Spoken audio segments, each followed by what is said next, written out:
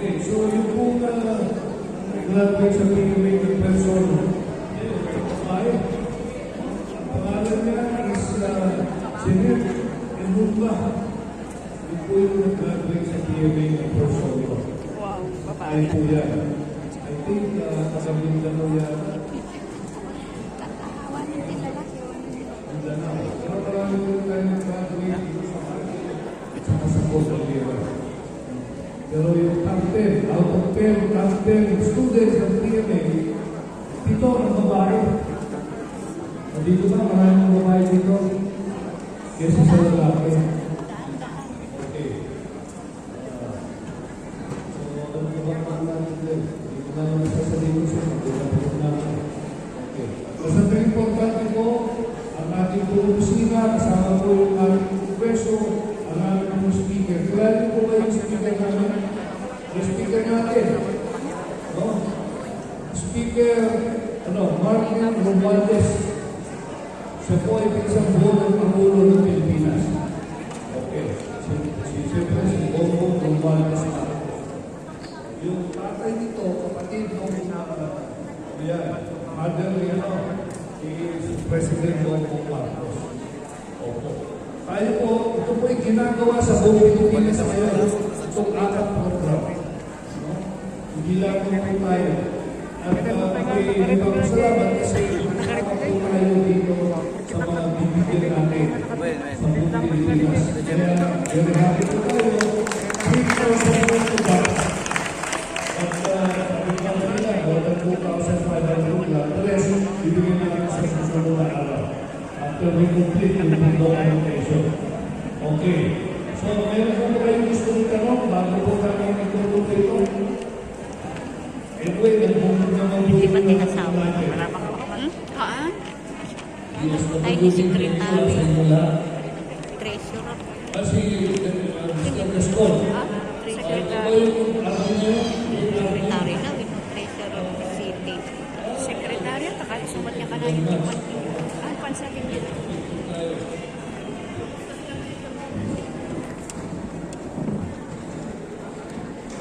Hindi na po, mga 1,200 na lang. Abutin po kayo lang dyan, don't worry. Sisunod ko ito na bibigyan po yung lahat ng nandito na merong kompleto, papeles o dokumento. Madali lang naman po yan, dito man. Okay.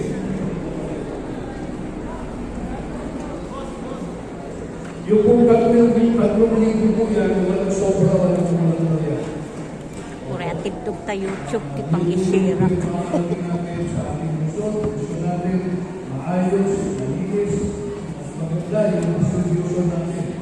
At saka sa ibang lugar kasi, dito, magkulang na dahil sa lugar natin. Okay, wala pa kayo gusto yung tanong? Wala na po siguro. So again, dito na sa lugar, hindi lang po okay, ilan ba yung mga 7, 8, 9. Ayaw iba kumain. Okay. Anyway, kung tayo pa dyan sa DSWD. O, kapitan, kampas. Okay, sino po yung mga kapitan natin dito ngayon? Mga kagawad. Yung mga kagawad na kumakanggap ng less than the minimum wage na 430 sasama yung natin dito. Kasi tulong natin ito dahil dito sa taas na presyo ng binigay. Diba? Kulang yung minimum wage na 430. So ito'y parang tulong sa mga ito.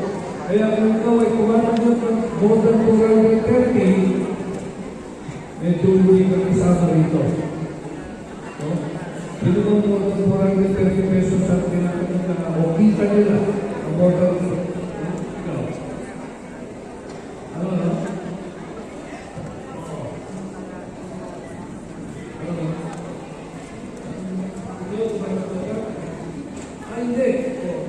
tinatanggap kung tumatanggap ka, tinatanggap ka naman.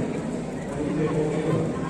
So, yun. Alam natin kasi ang guidelines natin, and this is designed for those who are receiving the minimum wage and below. Dito sa atin sa Magyo, minimum wage is 430. parang temporary na tuloy namin ito. Parang tumaas ang presyo, kung tumaas na lang, ang dami ng